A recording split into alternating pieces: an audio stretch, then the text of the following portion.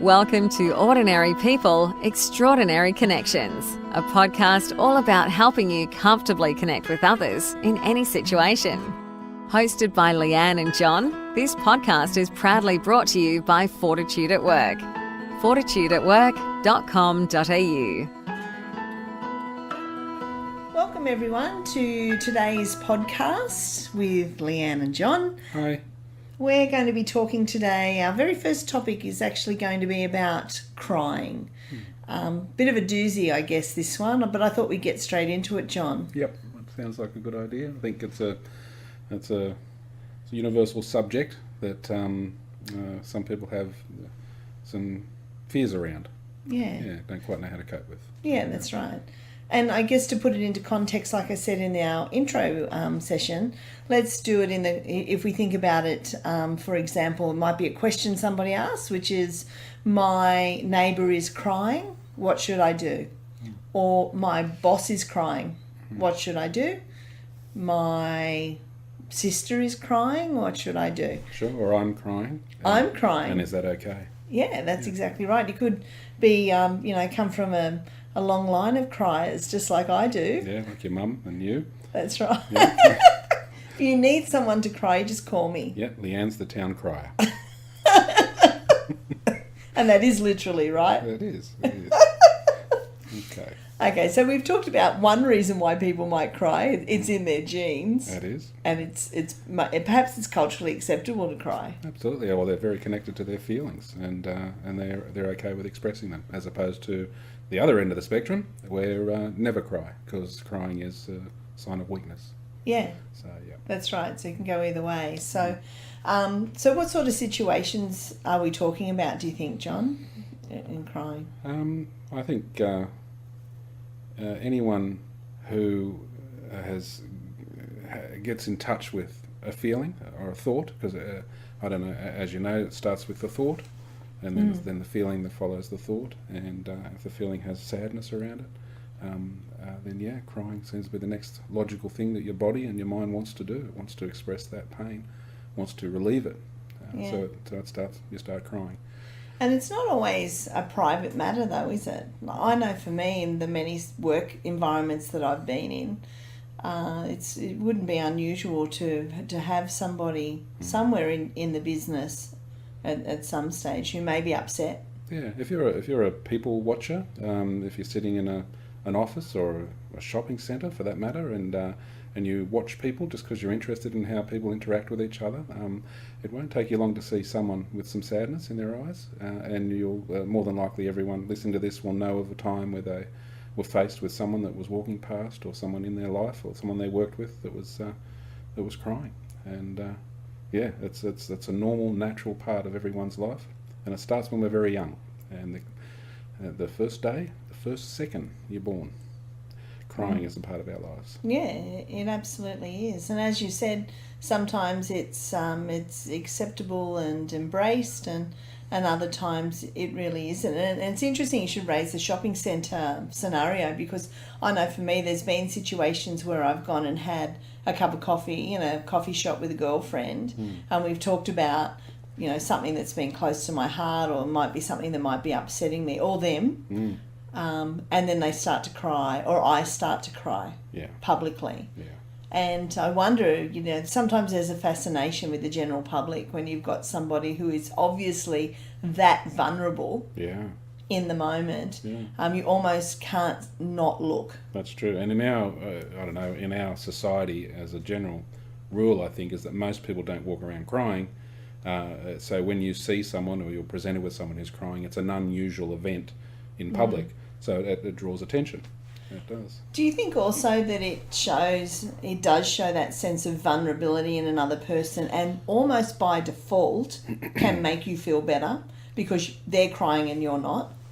Oh, so sort of like you get some relief by being present to their... Well, if you're walking by, maybe it might reaffirm your strength in that present moment. Oh, yeah. If we're judging ourselves, I'm not saying this is a good thing, by the way, but if we're judging ourselves against somebody else, and you happen to see somebody else crying, maybe there's some sort of reassurance within your own self if you're not in that vulnerable place at that point in time. Yeah, well, it's a personal experience. So if you see someone crying in public, your first thought might be, "Oh, that's embarrassing. I would never do that. I could never do that. They must be embarrassed." But you could just as easily go, "Oh my goodness, that person has a tremendous amount of strength, and they're showing their vulnerability, and I wish I could do that." Yeah. I admire them for it. their strength in being able to do that. That's it. And then everyone else is in between those two. Yeah. I think that's interesting too. Some workplaces, I think, allow for that to happen, and some don't. So, for example, I can remember when we first moved into our factory at Billy Goat Soap, and I think it was just a couple of weeks later, we were robbed. And I remember walking in that morning of being robbed with the girls from Billy Goat, and I think at the time there was only about 6 of us in the business, and every single one of us cried when we walked in and hugged each other and talked about how terrible it was that somebody would break into the premises. But it was okay to cry, and it was okay to have that little bit of fear, I guess, about what had gone on. And obviously all of those people in that situation felt safe with each other to reveal that vulnerable side of themselves, and possibly there are some things happening in their own lives that were close to the surface. This may have given them an opportunity to express that pain or that grief. So it may have been a way to exercise some of those feelings and tag it to something that's not as personal. That's true. I guess. Yeah. And I've had other instances where I've worked in large corporates where I've had moments where I've been upset. I've had a run-in with my boss, or I've asked for funding for a project or something, and I've been so disappointed that I've needed to have a cry. And in those instances, I've either found myself in the toilets in a cubicle or in the lift.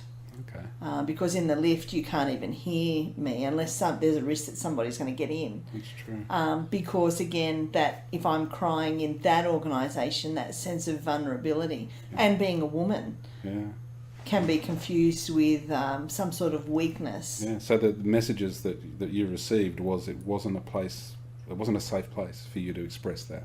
Yeah. Yeah, and there must have been conversations or meetings or relationships in that place where it was made clear to everyone, probably, that this isn't the place to do that. That's right. Yeah. Strength above all else, and that stereotype, I think, of masculine strength. Yeah. Which so undoes people, I think. Absolutely, and if you're talking about men in this culture, probably more the generation before mine, and probably more before that again, was that showing that vulnerability was seen as a place of weakness, and those men, my father and my grandfather, they didn't show that weakness. They thought they would hold it in, and they would push it down, and they would drink on top of it, and they would work on top of it, and they would hold it in. But then, of course, it would reveal itself in other ways, in being unwell, mental health, and addictions. Yeah. And do you think that has changed now for your generation? Do you think we are seeing more men knowing that it's okay to cry? And perhaps, if you think about kids, the generations that are coming after us, do you think that they're seeing it as being more acceptable to cry? Well, if you keeping in mind that my perspective is that I spend time with men, and with men that are in vulnerable positions, like in men's groups and anger management, and with counselling. So those men are at a point of needing to express their emotions. But so I don't spend a lot of time in the pubs.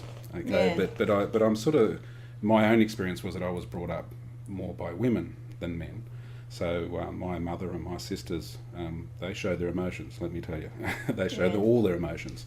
So I was shown, if you like, during those years that as a male, it was okay to show my emotions. And that's probably why I'm in the helping fields more than the average. Because in the sphere that I work, it's around 20% male, 80% female being present to people in pain. So, and I'm in that 20%, and I think it's probably because of an absent father.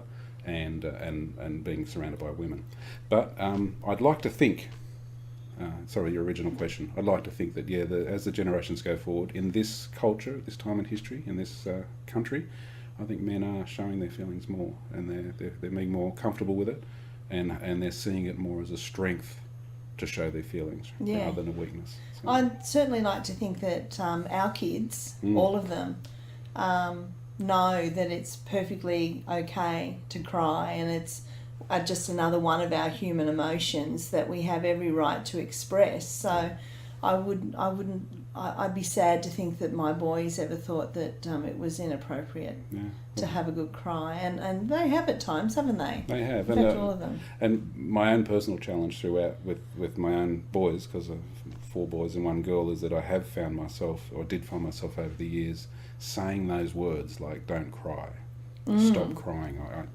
And I remember hearing it coming out of my mouth at the time, and held a bit of shame around that, which I'm okay with now because I was doing the best with what I knew. But now I relish that opportunity. If they want to show their emotions and they want to cry, because I know the tremendous value in showing those emotions and feeling those emotions now, then I'm more than happy with that, and allow it. Yeah. Definitely allow it. And I guess on the flip side, it's not just about the person crying. Encourage it, not allow it. Sorry. Yeah, encourage it. Yeah. Not just about the person crying, though, is it? It's about the people who are present or not present to the person who's crying. So you remember, and I recount this story many times when I do my public speaking, where you and I had instances where we sat in solicitors' offices and we sat in accountants' offices as Billy Goat was going through its really, really tough times. Yeah. And, for the hour-long duration of those meetings, I probably cried for about 55 minutes of those sessions. I really only got myself together enough to say hello and goodbye. And the rest of the time was spent in tears. And many times in those types of difficult meetings, what happened in those scenarios was that the people around us said nothing and just let me cry. And on some basis, I think that's a good thing. But on another part of me now, upon reflection, thinks, is that the most appropriate way to interact with somebody who is crying and who's desperately sending up red flags everywhere that they're just not coping at that point in time? Is it enough? And perhaps that plays into the stereotypes, and often it is the male stereotypes where the answer is, chin up, or get yourself through it and you'll be okay. Yeah, so your question, I suppose, is that you're wondering, was their silence an accepting silence, or was it an awkward silence? Yeah. Yeah. So not knowing, and was there anything they could have done differently to help? Yeah. Yeah. And because sometimes just silence isn't necessarily enough. Maybe it is awkward silence. It's like, I really wish I wasn't in this room with this person, but I'm stuck here now and the door's closed. Yeah, that's true. So I think it's actually interesting. Before we talk about any approaches or, what you might do, I think it's interesting to explore, why do we cry? What is it? And I know you've just touched on it earlier, where it's a trigger, an emotional trigger. Maybe it's worth exploring that a little bit more in some way. What do you think? Yeah, sure. If we come back to the root cause of crying, I wonder if perhaps, and we talked about it triggering an emotion, and I wonder if perhaps that's because we have a perception of self that is at a particular level in our mind, and we encounter an experience in the world. It could be something as simple as the Kleenex ad on TV, or, our colleague at work yelling at us, for example. Yeah. But we have a certain perception of self that sits at a level, and we're challenged about that perception, and we come to the realization that perhaps we're not at that level of self that we think we are because of the situation we find ourselves in. We're getting challenged, and that brings about an emotion, a coping emotion, which is crying. Do you think that might be possible? So it's a perception of self. Yeah, perception of self that, it's an unrealistic perception of self. Okay, All right. So, an unrealistic expectation. Okay. So if you have an unrealistic expectation around what you can cope with and what you don't, and then you're faced with a challenge that shows you're not coping. Or you're not who you think you are. There you go. And that will then tap into a feeling of I'm not enough, I'm not good enough. Yeah. That I'm a failure, or there's something wrong with me. Yeah. Right. And you've got a couple of choices then, right? And we're suggesting, because we're advocates of this, is to go and have a really good cry around those fears and to care for yourself during that crying. Whereas others might decide, if they have a very strong coping mechanism that they put in place that says crying's not the deal, they will then distract themselves or sedate themselves and distract themselves with work or with exercise or with anything. That's right. Internet, movies, or sedate with themselves with some drugs or alcohol or that's right. Overeating, undereating. They'll do whatever they can to distract themselves from that pain. Whereas if they'd gone straight to and sat with that pain and cried, that would then give that pain the attention that it was asking for. And a couple of wonderful things happen, and that is you get a chemical release of endorphins, from the crying. That's absolutely true. You do, don't you? I forgot about that. That's right. But you also get a relieving of that pain. And that's the wonderful thing about crying and expressing pain and talking about your fears, is that with every tear and every word that comes out of your body is like a relieving. It's like taking weight off your shoulders. We were talking about that analogy the other day. In fact, we were talking about somebody being able to cry because it releases the pressure. So if you think like a pressure cooker, tears, I guess, are a bit like releasing steam out of a pressure cooker. It just brings us back, and it may never, the issue may never, in fact, go away. But the ability to cry releases the tension that we might hold in our body. You're listening to Ordinary People, Extraordinary Connections. Do you want to spread the word in your workplace, community, team or school? We're available to speak at your event or deliver customised training. Visit fortitudeatwork.com.au for more info. There's lots of little analogies there about relieving pain, or you can use the letting the steam out of the pressure cooker.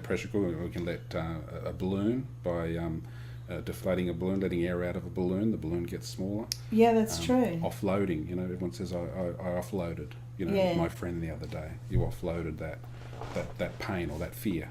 And I guess that's why if you encounter somebody who might be crying, I know that you're a big advocate of this, right? If you encounter somebody who might be crying, give them time to have that.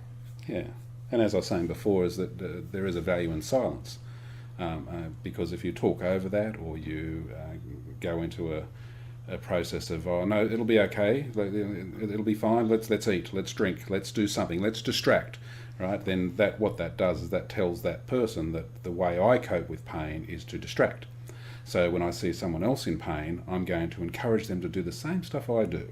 So let's go and drink, let's go for a walk, let's go and do anything. Come on, let's go and have a cup of tea. That's it. And the way I cope in my life is to not go there. So I'm not comfortable with you going there, so let's go and do anything else for you not go there. Whereas, as you say, I'm a big advocate in staying with the pain. Allowing that silence and asking open questions more about that pain to stay with that pain. So So that's right. So I guess a first tip is, if you encounter somebody who is crying, let that be. So don't, that is not the time to say, come on, let's have a cup of tea. No, that's the time to empathise. It's the time to allow and to trust and to accept. Absolutely, and little things, just a pat on the back, or staying present with them and staying with them, allowing that. As I've said, I'm a prolific crier, and I guess one of the first questions that people often will ask me is if I'm okay. Are you okay? And that's quite a close question, really. And particularly if it's a stranger, if it's somebody I don't know, I will most typically answer with yes. And I know this flies in the face of the "Are you okay?" brigade, right? Because the value of asking someone if they're okay does give them the opportunity to say I'm not. But the general answer to someone saying "Are you okay?" is most people say, "Yeah, I'm fine, I'm good," right? Yeah. Whereas for me, it'd be more like it would be a reflection of "You're not okay." That may be closer to the mark. So if you are presented with someone who's in pain, who's crying, rather than say "Are you okay?" you say "You're not okay." I can see you're not okay. Yeah. And what might you say next? Well, often if the reaction is for them to feel safe now to continue in their pain, then you stay present to that pain. If they then they can give you excuses and say they can actually come up with, "Oh no, I'll be right in a moment. Everything will be fine. Don't worry." Because they'll go into one of protecting you. The witness, the witness to their pain, right? So in that instance, once again, permission. It's always permission, and that is, you would say things like, "You're not okay. I can tell you're not okay, and I'm here for you, okay. And if you need to cry, I'm totally okay with that, and I'm here for you." So it might not be a case of asking any more questions in the short term. In fact, it might just be being a case of being present. Yeah, just being present. And the value of an accepting human being with you when you're in pain. And most of I know this and you know this, and I'm guessing a lot of people listening to this will know that if you're in pain, having someone who is totally okay with that is a wonderful feeling. You're allowed to feel. And if they aren't trying to pick you up and fix you, and they aren't trying to take you away from the pain, if they're okay with it, it's a great feeling to just be okay. It's like I was saying before, if you can care for yourself in your pain, that is great. But if you're being cared for by another human being in your pain, that's even better. Because not only do you get permission and safety, you also get acceptance and connection with another human being who says it's all right. Okay, so let's just be honest here, Johnny. Okay. How many people do you think, if we say out of 10, how many people out of 10 do you think are brave enough to just stay present and in the company of somebody else who is in pain? Well, once again, and it's only from my perspective, and I don't have the statistics in front of me for where people are on the Maslow hierarchy, okay? Yeah. So if I had to guess, I'd say that the majority of people are not okay with their own pain or with others. That's right. Right, because we have thriving industries in distraction and sedation. That's exactly right. So. Exactly right. And I hark back to my youth. I was never a girl to give out cuddles or to go to those emotional places. And in fact, my best friend would often joke and say, "Oh, you know what, you've really got to lose a limb for Leanne to come up and give you a cuddle." Really? And I've realised, though, over the years, as I've, hopefully grown older and wiser, that I'm much more comfortable with my own ups and downs to then be comfortable in the presence of somebody who may, in fact, be in a down at that point in time. Yeah. But I think it takes a lot of courage for somebody to willingly step into their arena. Yeah, well, it's actually it's always about self, right? So if you're present, you're in front of someone who's in pain, who's crying, and you feel uncomfortable around that, then what that tells you in your self-awareness is that I'm uncomfortable with displaying my pain, so therefore I'm uncomfortable with them displaying theirs. So it would take a lot of courage to face your fear. Yeah. And if your fear is to not expose yourself or be vulnerable in front of others, then that would take a huge amount of courage to do something different. And if you don't have that courage, because it's okay to not be in that space. Yeah. So if you don't have that courage to be present to somebody who's crying, what would you do? Well, firstly, self-awareness. Fantastic. And that is, you go, okay, I'm not comfortable. And I'm in the business of being comfortable. All right? But I still care. Absolutely. I still care for this person. I may love this person dearly, but I recognise that I'm not we're not in the business of giving advice, but if you would say, okay, what would you do for someone that you weren't capable of doing, you would probably help them find someone who is capable of helping them do what they need to do. Yeah. And I know we're talking about emotions, but if you've got a friend whose car's broken down, and you don't know anything about mechanics, then you might suggest to your person to maybe a mechanic. Yeah. Might be someone that might be able to help. Or you might call the NRMA. That's it, absolutely. So you can suggest to this person and be honest and authenticity. And we're big on this, right? Yeah. Brene Brown's a heroine to us about authenticity and being present to your own fear and shame. Then you can suggest to that person and be honest and say, look, I'm feeling uncomfortable, but I care for you.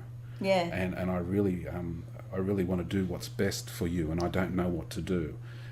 Can I suggest that maybe you see someone like a counsellor, or is there someone in your life that you feel okay to be upset with? Yeah. Yeah, absolutely. And they may say yes or no, and in either case, you've offered and you've been honest. Yeah. And And that's okay. Oh yeah. Yeah, but you're right. I think it's about an authentic shared moment, be it as a support or as someone who needs to find someone who can support that person through that time. And in a workplace, just like in families, everyone, I don't know about you, but you always know which people are the ones for this. Yeah. Okay, you got you might have an auntie or a nana, or an administrator at work, or there's Sally, Sally in records, right? The go-to person. When people, a safe person. That's it, the safe person. And in that instance, if you're total discomfort, to say, then maybe it's up to you, but I think I'm going to give Auntie Shirley a call. Or you go and see Sally in records. Yeah. And you say, Sally, Steve's upset. I don't know what to do. And I know you're good with this stuff. Yeah. Okay, and once again, Sally in records or Auntie Shirley or whatever will, because they're a compassionate person, they'll see what you've been doing and what you're trying to do, and you're trying to help someone, and you feel you can't, so you've gone the next best step. You've gone to find someone who may be able to. Yeah. And likewise too, if you're seeking out support because you are crying or you are upset, one of the things you mentioned, Brene Brown, and one of the things that she says so famously is not everyone is deserving to hear your story. So perhaps it's worth thinking about, oh yes, I need some help here, I'm upset. Who is worthy to hear my story? Yeah.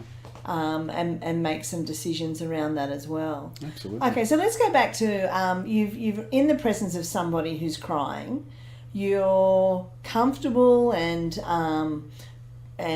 feel safe enough to be in their presence and to just allow them to be, which is probably the greatest healing or gift that you can give them at that point in time. Is just be present. Yeah. Don't say anything. Yeah. When do you think you get to a point where you might say something? And if you do, what do you say?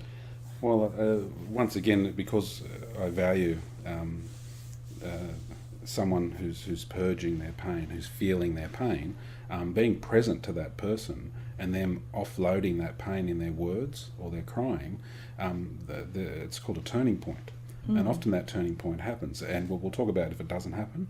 But if you allow someone enough space, if you give them an environment to feel safe to express their pain and to feel their pain, then what usually happens is they get to a point where it's a new livable point where they feel better. They actually feel better. So you can check on them and say, how are you feeling now? You ask open questions. How are you feeling? What's happening for you?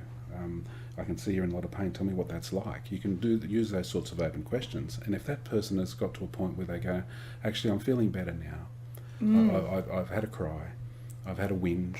I've had a I've yell. got it off my chest. I've got it off my chest. There you go. And you say, okay, well then what do you need from me? Yeah. Right now. And they'll be honest, right? And because they've just had a painful period, and they'll say, well, actually, I just need to be alone. Or I'd like to go for a walk. Yeah. Or I'm going to go get something to eat. Or I'm going to call mum, whatever it is. Yeah. And you just allow for that too, right? Yeah. Now, the question you asked was if they haven't reached that turning point, if there hasn't been enough space. Is this about feeling uncomfortable with that still? Or? No. I'm comfortable, I'm in their presence. No, I guess, I'm able to let them just release and cry. I think you've answered that actually. So what do you need from me? Where shall we go from here? Yeah. One of the things, I know you and I talk a lot about when our boys are upset, and they're letting off steam, Yeah. and they're expressing their emotions. One of the things I'm so guilty of where I'm in the presence of them being upset is wanting to tell them what to do next. Yeah. Well, that's the parents' curse, right? And that is that as parents we bring these vulnerable little creatures into the world, and it's our job to protect them and to guide them and to keep them safe, So, and we do that from day one. They're just so vulnerable and they're so fragile that we hold them. Right? And we feed them and we change them and That's we keep them, right. and then as they get older we protect them from running towards roads and eating the wrong things and stuff And like that. I think though it's the same even for a sister or a close friend. Sure. We immediately we want to go to their rescue, don't we? We want to go to we want to make it better. Yeah.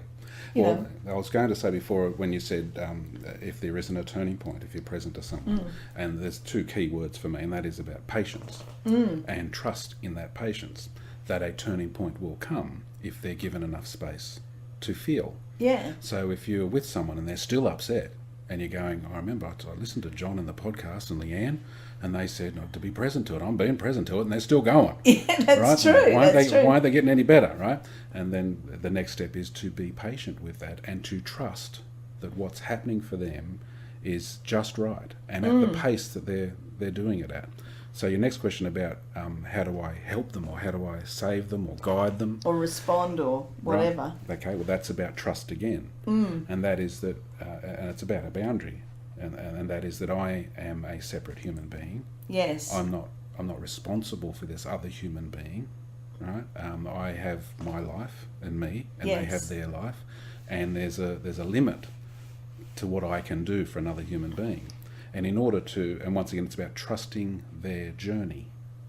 So if their journey is at this time in their life, they're being present to their pain, then you trust that 100%, that that's what they need for them, and I'm not responsible for the next step. That's right. I'm just here for the now. That's right. And I think that's a major personal awareness, is that I actually cannot fix another person. No. I never ever can fix another person. And if we could fix others, we would have superpowers, right? Yeah. We'd be changing. I'd be changing things all over the place. I'd be making that person happy. Yep. I'd be making that person successful. I'd be making that person highly motivated. I'll be making my son the Prime Minister of That's Australia. right. Yep. But the reality of it is, I have no influence really over the choices that another person makes. No, what you do have is how you present yourself to others. And the best that I think I can do for another human being is to model my self-care and my self-love. So if I'm being present to someone's pain and I recognise that I can't save them or rescue them or help them, it's actually in me trusting them 100% that this is their life and their journey, that they feel safe enough to, firstly, to be in my presence, and then secondly, for them to find their way. Yes, but that's the interesting point, and I know we discuss this a lot at various times. What if I see the way? So what if I know that if they only did X, Y, Z, then they wouldn't have to cry anymore, they wouldn't be upset. So if only they left the job, if only they talked to their partner about what's making them cry, if only they did their homework on time, if only, then the world would be great. What role does those thoughts have in helping somebody who's crying? Well, once again, she should leave the bastard, right? Okay, or he should just not work there. That's right. Or he should stop wasting his time. That's right. Doing that, right? So once again, they all come from self. Yeah. So if you with self-awareness, you go, okay, I'm uncomfortable with them not getting it yet.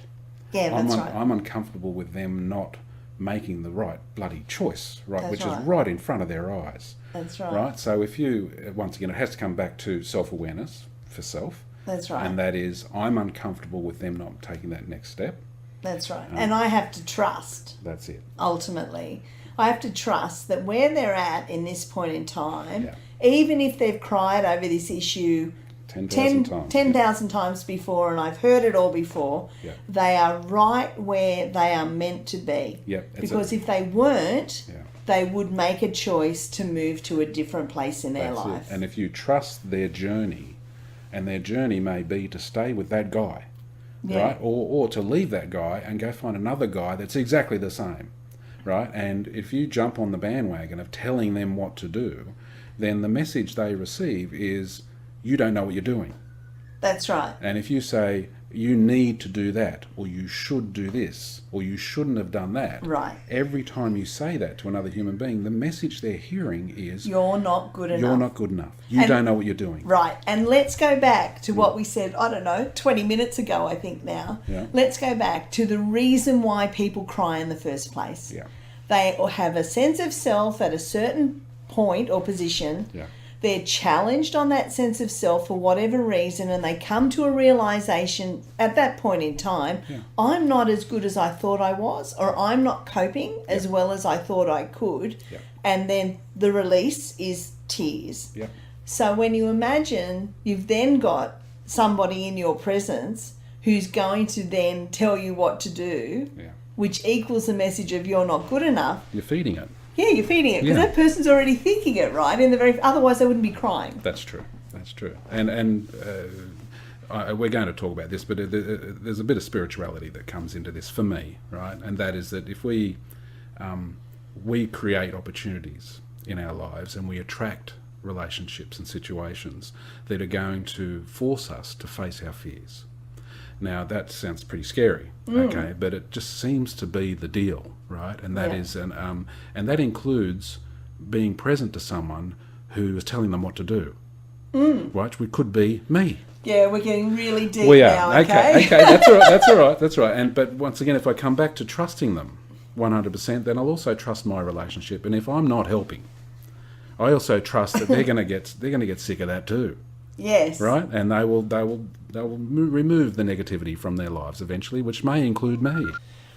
Okay, so I guess, if we were to summarise all the things that we've talked about today, and we've covered quite a lot of ground, it really is about knowing if you're able to be present to someone and recognising if you've got the strength to be able to do that. Yeah. And it's okay if you don't. Sure. It's actually okay. Yeah. Perhaps you can refer that person to somebody else who may be able to step in and be present.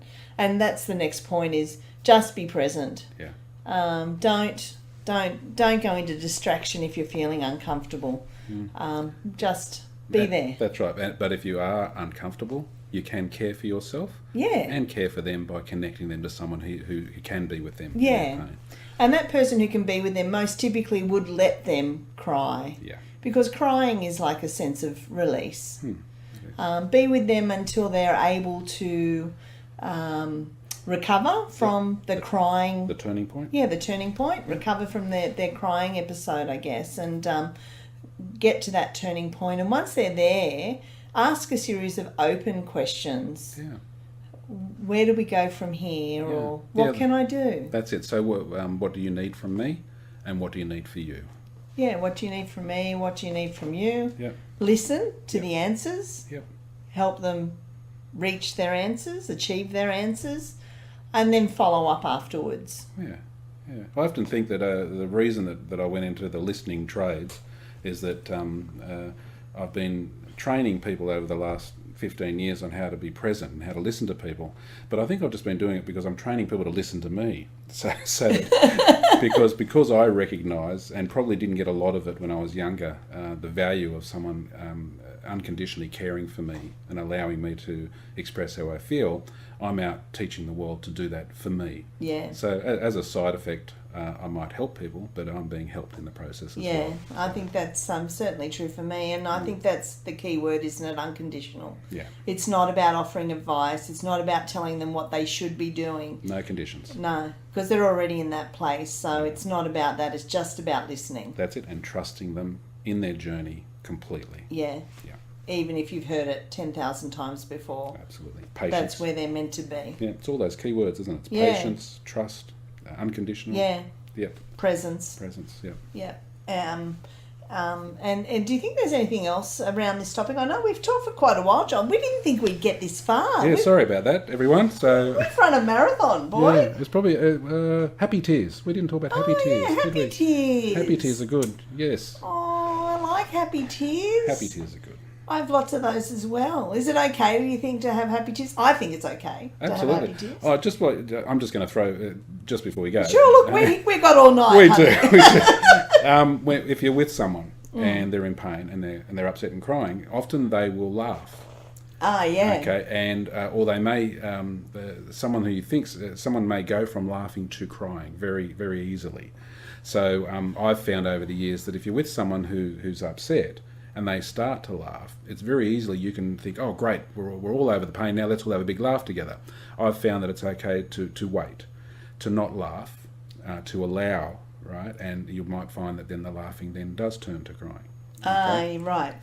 So and now if we talk about happy tears, then once again that's it's an emotion, and the emotions of fear is just as intense as the emotion of love. Yeah, that's very true. And your body wants to say it and express it, just like it does with fear. It wants to do the same with love. Yeah. And the tears come then too. Yeah, I think that's a really lovely point, actually. That's very true. They do, those intense emotions.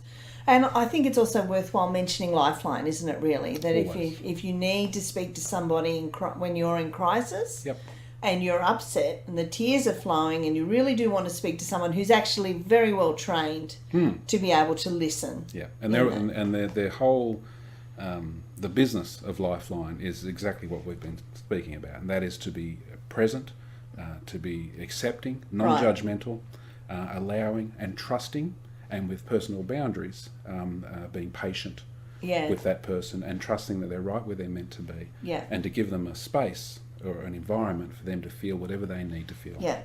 And that number's 131114. That's it. And they're there 24 hours a day, really, aren't they? Absolutely, all the time. Okay, so look, I hope everyone's enjoyed our talk about, my person is crying. What do I do? Yep. Stay tuned for our next episode. We're going to cover a different topic of emotion. We're going to go and tackle the hard ones.